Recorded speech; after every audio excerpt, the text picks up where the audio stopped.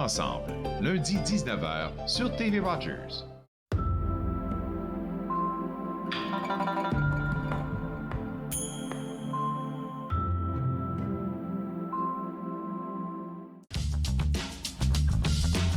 Cette émission est présentée par Télé Élan. Vous êtes enfin aux commandes. Pour en savoir plus, visitez rogers.com.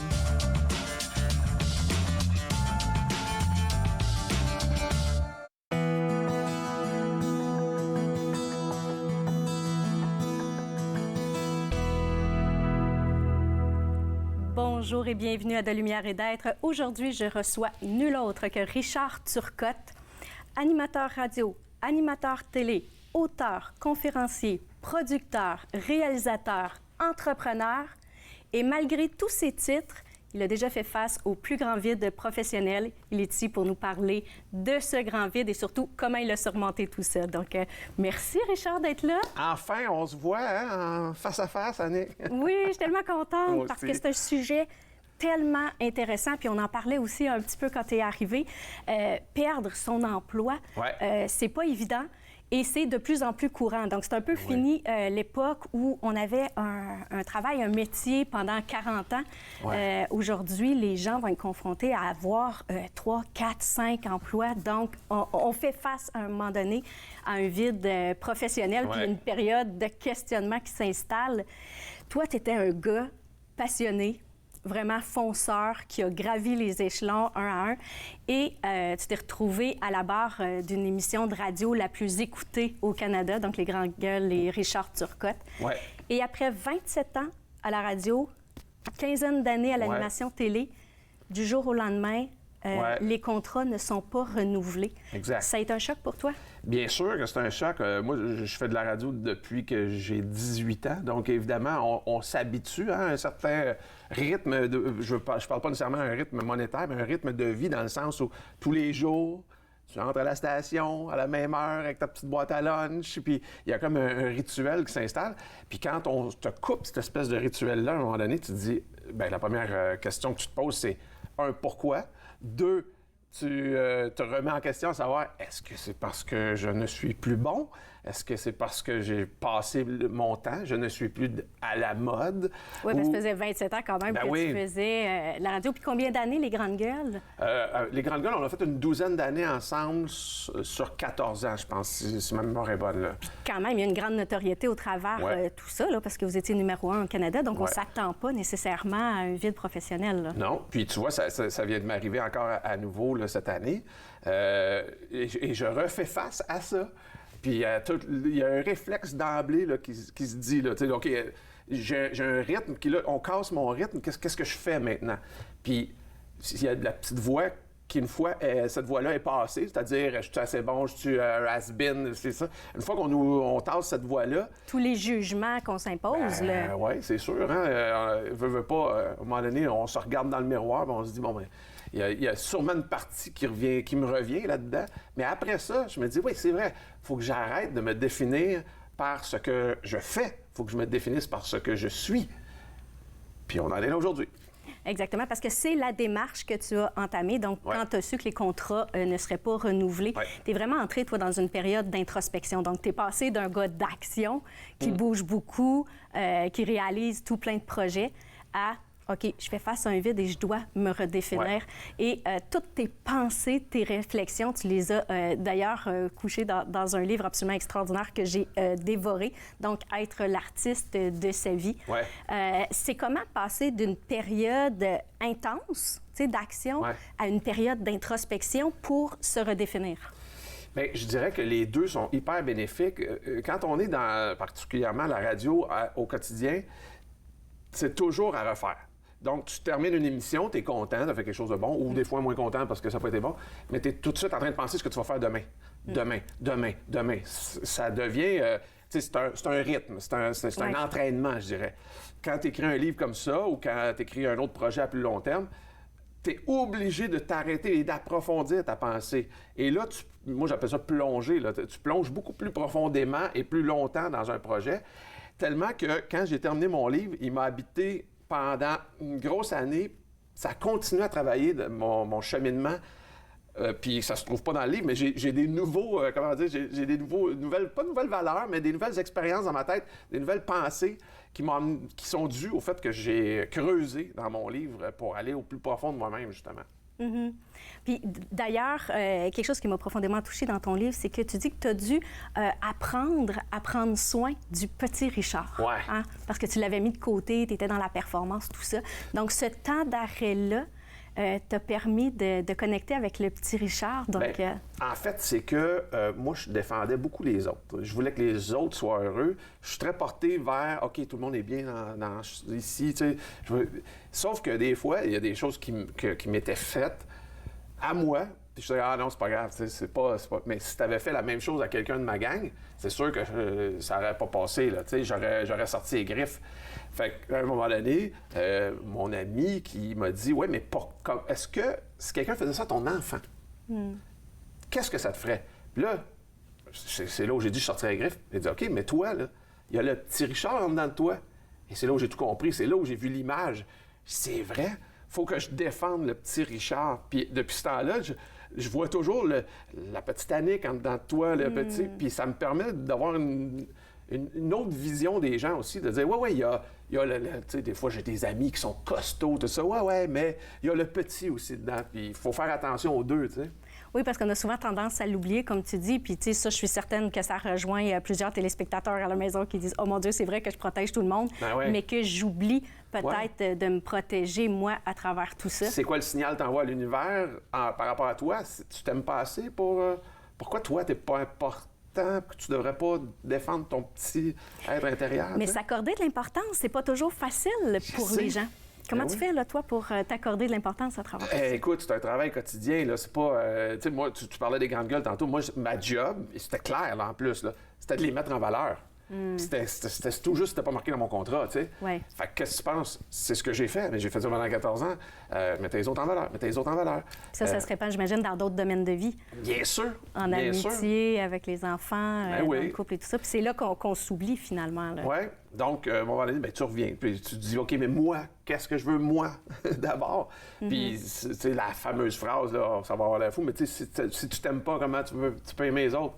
Fait que faut s'aimer mieux, en fait, pour pouvoir... Mais moi, c'est vraiment l'image de mon petit Richard là, que j'ai mis en place.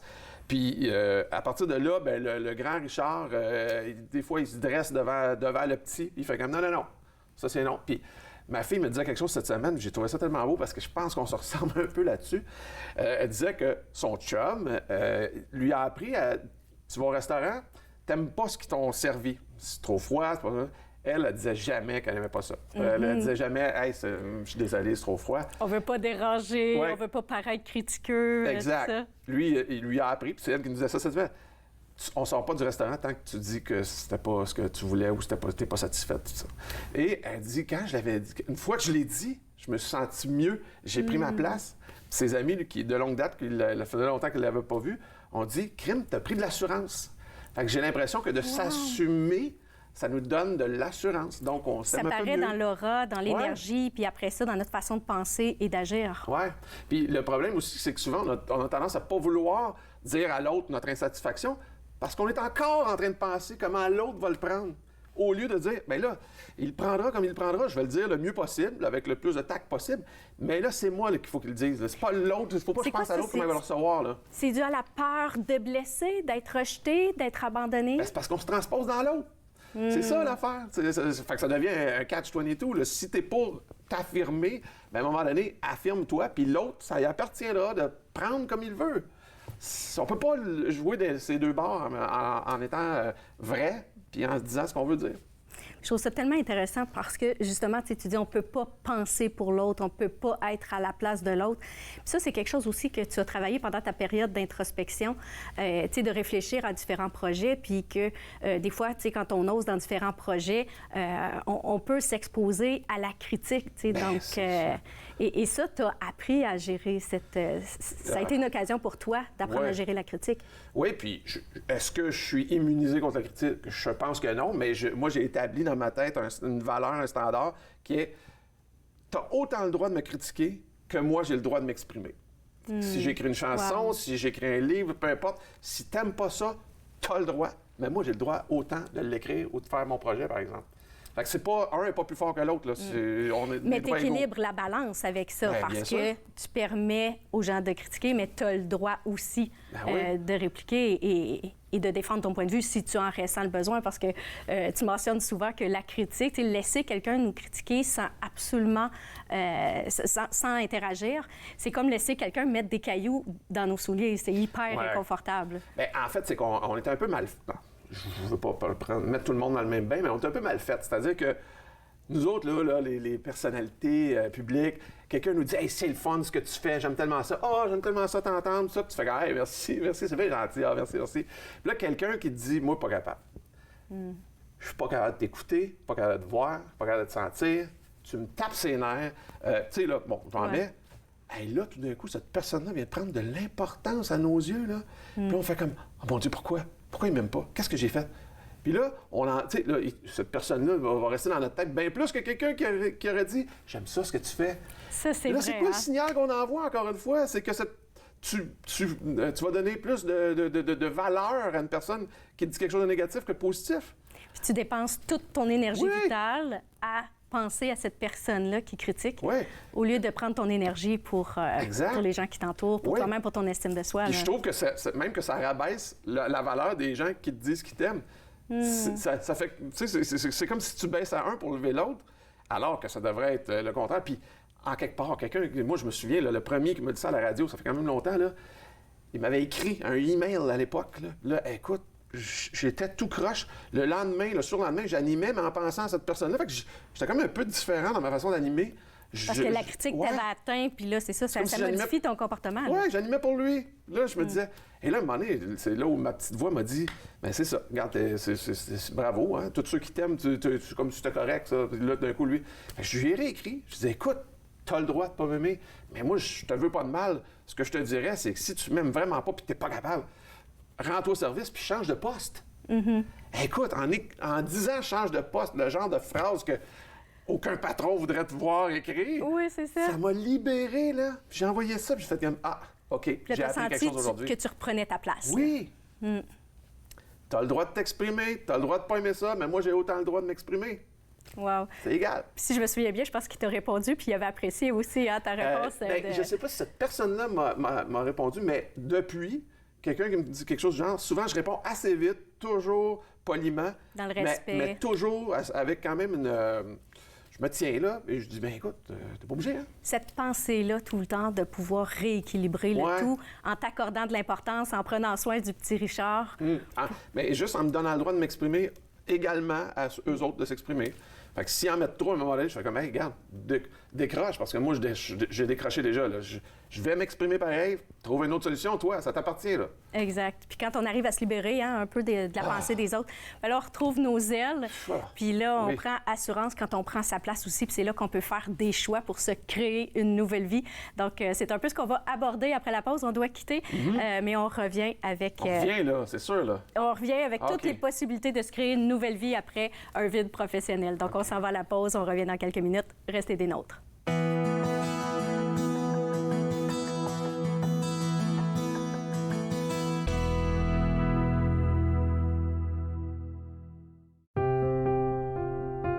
Les commerces, les restaurants et les services locaux d'Ottawa font partie importante de notre tissu urbain. Nous pouvons les aider en ces temps difficiles.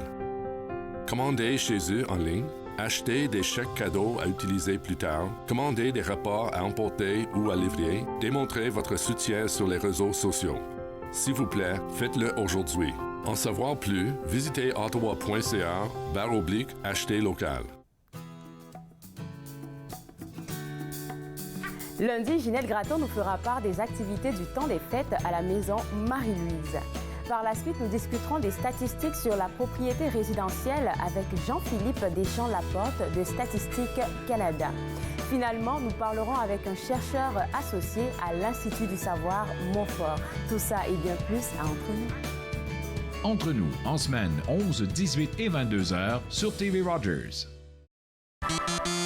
Dans la prochaine émission, on discute avec Nolly Imprévert, cette spécialiste en ressources humaines qui met à l'avant-plan les talents cachés des communautés racisées. Suivez-moi, jeudi 20h, sur TV Rogers.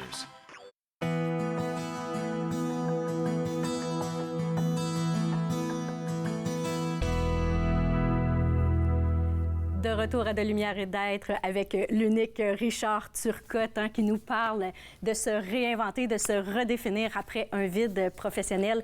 Donc, pour toi, vraiment, faire face à un vide professionnel, c'est une occasion de poser le regard sur soi, de se redéfinir puis de se créer une nouvelle vie. Donc, c'est un privilège. Bien, je pense qu'on peut le prendre comme un privilège. De toute façon, tu sais, quand il y a eu la pandémie, il y a des gens qui ont dit « Ah, la pandémie, c'est la fin du monde et tout ça. » Puis il y en a d'autres qui ont fait comme « Non, attends, la pandémie, qu'est-ce que ça m'offre comme option, comme occasion?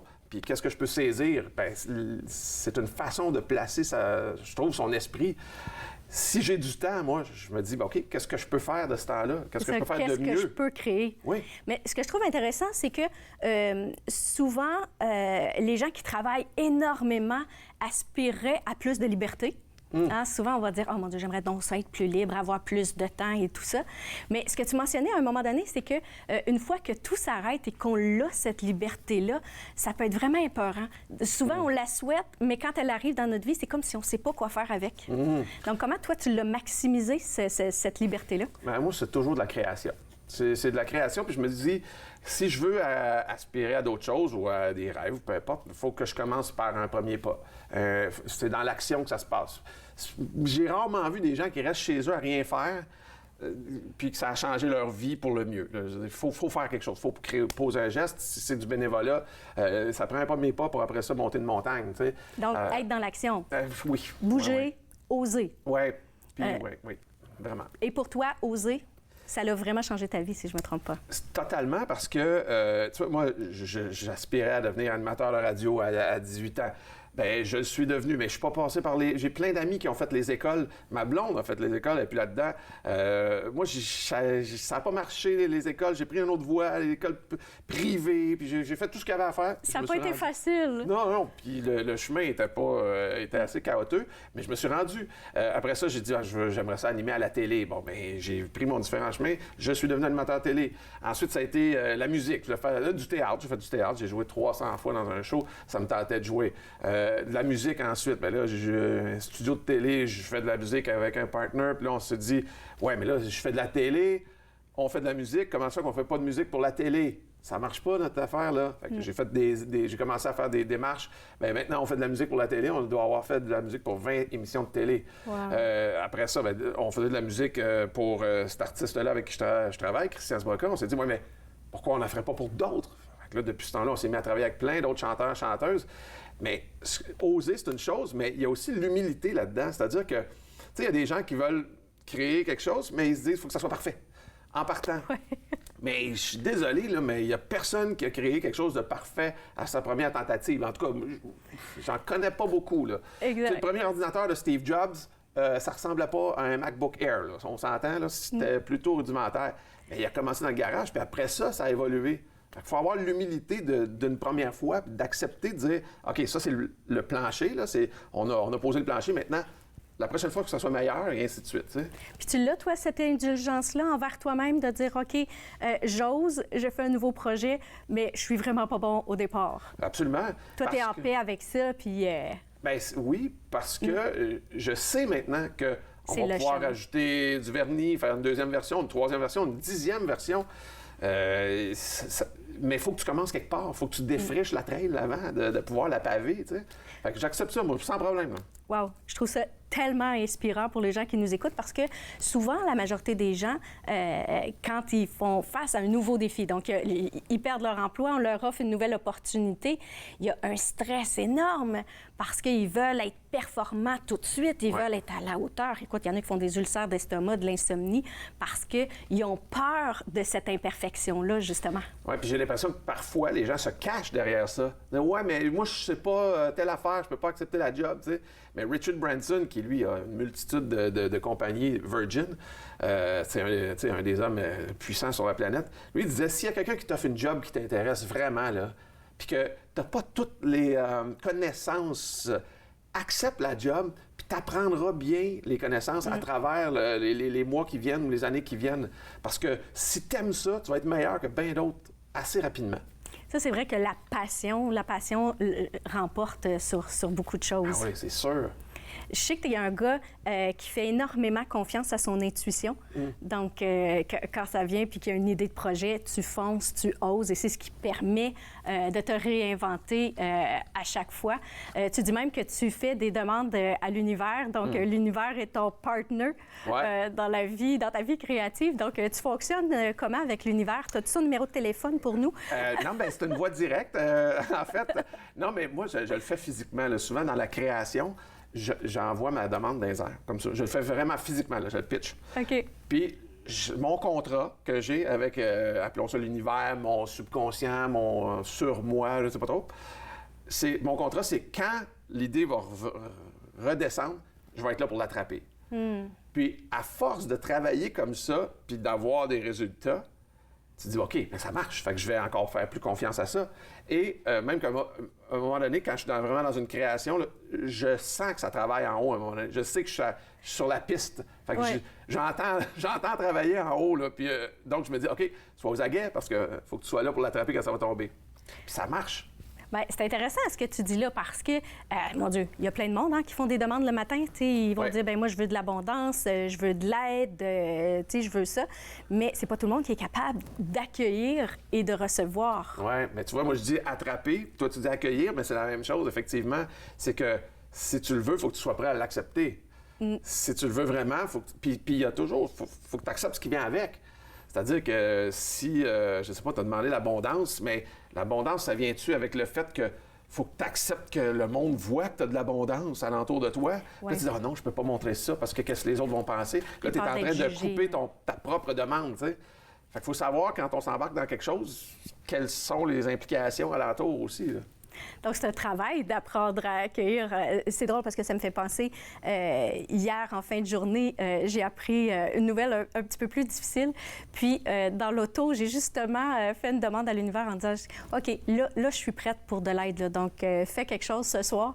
Et quand je suis arrivée à la maison, j'avais une amie qui était là, qui avait mis de la musique de Sud un petit peu et qui avait commencé à préparer le repas. Donc, je suis arrivée chez moi. Il y avait quelqu'un et j'ai fait, mais wow, merci. Mais mon premier réflexe, ça fait dire, ben voyons donc. Oui, c'est ça. T'es chez moi. Ben voyons donc, c'est ben trop, tu sais.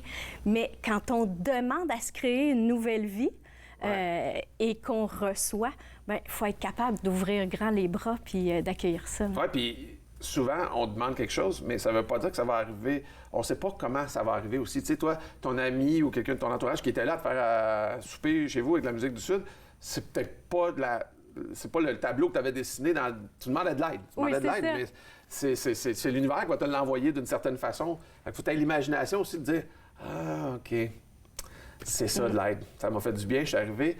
La musique a changé le mood, petit verre de vin, ça sentait ça a changé complètement la fréquence. Fait que, tu sais, il y a souvent l'aide de l'univers, mais c'est aussi important d'être un acteur principal. Toi, tu dis que pour t'aider à rayonner puis à être bien, tu vas cultiver l'effet wow. Oui. Bien, ça, j'en ai parlé souvent à ma blonde. Ça fait longtemps que je suis avec elle, là, tu sais, pas loin de 30 ans. Puis c'est un effet... je te donne un exemple. Elle revient du magasin. Puis elle dit, j'ai acheté des trucs, une blouse, ça, est en spécial. Ouais. Je dis, oui, mais chérie, la plupart des affaires que tu as achetées parce qu'il est en spécial, tu les as pas mis à moitié. Par contre, celle que tu as achetée parce que tu l'as mis puis ça a fait comme wow! Celle-là, tu vas l'user à corde pendant des années. Fait que c'est qu'est-ce qui est plus rentable, finalement? Puis qu'est-ce que ça fait, toi, quand tu portes le wow? Ça veut pas dire que tu l'as payé cher, là. C'est juste que quand tu le mets, tu fais comme, c'est ça. Ben, ton aura grandit. Puis tu sais, tu te promènes, tu as l'impression d'être comme, tu sais, d'être plus droit quand tu marches, de rayonner, littéralement. Fait que je me dis, pourquoi on cultive pas ça? On est dans la consommation à côté, mais tout ce qui nous fait du bien, puis que tu as l'impression que c'est ça, ton aura s'élargit, bien, c'est là-dessus que tu mises. C'est pas obligé de passer non plus par la consommation. Non, ça peut être d'appeler un ami ou une amie, puis ça nous fait un effet wow systématique. Ton ami a fait l'effet wow chez vous, en mettant la bonne musique, en faisant la bonne bouffe, en t'attendant probablement avec un verre de vin, a tout changé. Tu aurais pu arriver chez vous, puis tu aurais fait quelque chose, mais elle n'avait pas mis cette ambiance-là. ça aurait été parfait, tu aurais été contente. Ouais. Mais tu n'aurais pas eu l'effet « wow ». Là, tu l'as eu. Vraiment. Tu es un adepte de l'effet « wow », d'oser. Pour toi aujourd'hui, vraiment te réinventer. Je pense que ce carrefour-là de vie, où est-ce que tu es allé en introspection pour te créer une nouvelle vie, t'a amené aussi à te défaire de l'étiquette du gars animateur radio et de pouvoir exister dans d'autres sphères, dans d'autres domaines, dans d'autres passions. Parce qu'aujourd'hui, mon Dieu, tu te réalises dans plein de projets auxquels tu n'aurais jamais pensé. Entre autres, tu es devenu partenaire pour une microbrasserie. Oui, microbrasserie distillerie qui s'appelle Beamer à Robertval. Moi, je suis intéressé par le vin depuis longtemps. Puis il y a un festival de vin à Saguenay qui s'organise à chaque été. Puis je suis ambassadeur. Puis à chaque année, j'y vais. Puis je suis en amour avec la région. Je suis en amour avec les gens de là-bas. Puis il y a une année, où j'ai demandé au président, « Peux-tu m'aider à faire un tour du Saguenay-Lac-Saint-Jean? Parce que là, cette année, j'ai du temps. Ma blonde aussi a du temps. On a pris 2 semaines. Puis j'aimerais ça, là, vraiment. Là. Ils m'ont organisé une tournée. Là. C'était extraordinaire. Wow. Et un de mes amis, Jeff Boudreau, avec qui j'ai joué au théâtre, m'a dit « Hey, tu t'en vas au lac, va à Robertval voir parce qu'il est partenaire dans la la microbrasserie distillerie, va visiter Beamer. » Je suis parfait. Je vais visiter, tombe en amour avec les gens là, de la place, puis je posais plein de questions, je donnais des suggestions.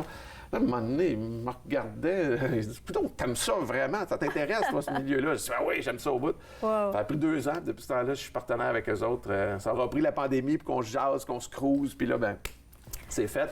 Puis mon comptable, qui appartient à une agence d'importation privée de vin, m'a appelé, il dit « Richard, je sais que t'aimes ça, on part une agence de vin, ça te tente-tu? » Je dis « Oui. » Ça a pris 10 secondes, c'était réglé. Donc, toi, tu n'as plus peur du vide. Tu écoutes l'intuition, les passions qui sont là. Puis c'est ça qui est magnifique parce qu'on peut vivre des choses auxquelles on ne s'attendait pas.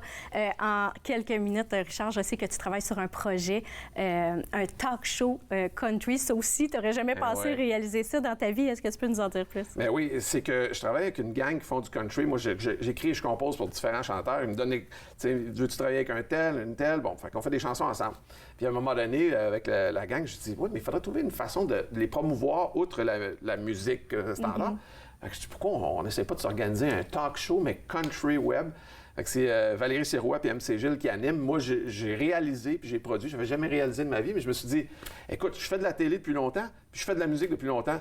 Et je dois être capable de réaliser un talk show où il y a de la musique. Je parle aux musiciens, je parle aux chanteurs, puis je parle aux gens de télé. C'est ça, c'est de réunir 2 univers ensemble. Puis on a travaillé des subventions, puis maintenant, c'est déjà enregistré. On a 12 épisodes de fait. Magnifique. Reste maintenant à le mettre en ligne, on travaille là-dessus. Je suis convaincue que ça va être un méga succès. Donc, merci, Richard, d'être venu à l'émission. Merci aussi de nous avoir inspirés, puis de nous avoir pratiquement donné le goût de faire face à un vide professionnel pour avoir l'occasion de plonger en soi. Mais là, lâchez pas vos jobs pour ça. Là. Attendez, là, en tout cas, faites ce que vous voulez. Mais c'est ça qui est magnifique, parce qu'on a l'occasion de se créer une toute nouvelle vie. Et là, on ne subit plus la perte d'emploi, on devient le créateur de sa vie. Donc, moi, j'invite les téléspectateurs qui vivent actuellement une crise professionnelle de se procurer ton livre « Être l'artiste de sa vie » parce que c'est un outil absolument incroyable pour nous aider à se redéfinir. Merci, Richard. Merci à vous à la maison. On se revoit à la prochaine émission.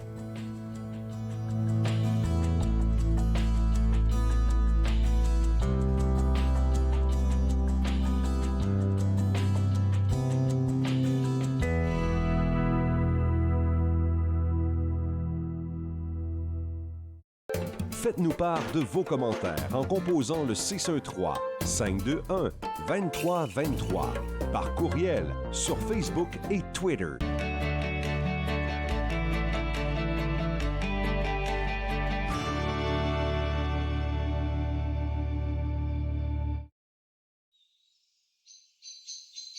Cette semaine, à Viens que je te raconte, on commémore le jour du souvenir. Viens que je te raconte, dimanche 21h sur TV Rogers. L'industrie canadienne du cinéma et de la télévision a besoin d'une main-d'œuvre plus diversifiée, qui offre plus de possibilités aux personnes noires, autochtones et de couleur. Embaucherdiversité.com est là pour ça. Que vous soyez débutant ou expérimenté dans le métier ou à la recherche de talent, Embaucherdiversité.com vous connecte avec les bonnes personnes, du scénario au développement et de la production à la commercialisation en passant par la distribution. Embaucherdiversité.com. Ensemble pour une industrie plus forte. Pour vous qui pensez ne pas pouvoir bouger, regardez l'émission Restez actif pour la santé avec moi, Joanne Sheridan, tous les jours sur les ondes de TV Rogers. Restez actifs en semaine, 15h, sur TV Rogers.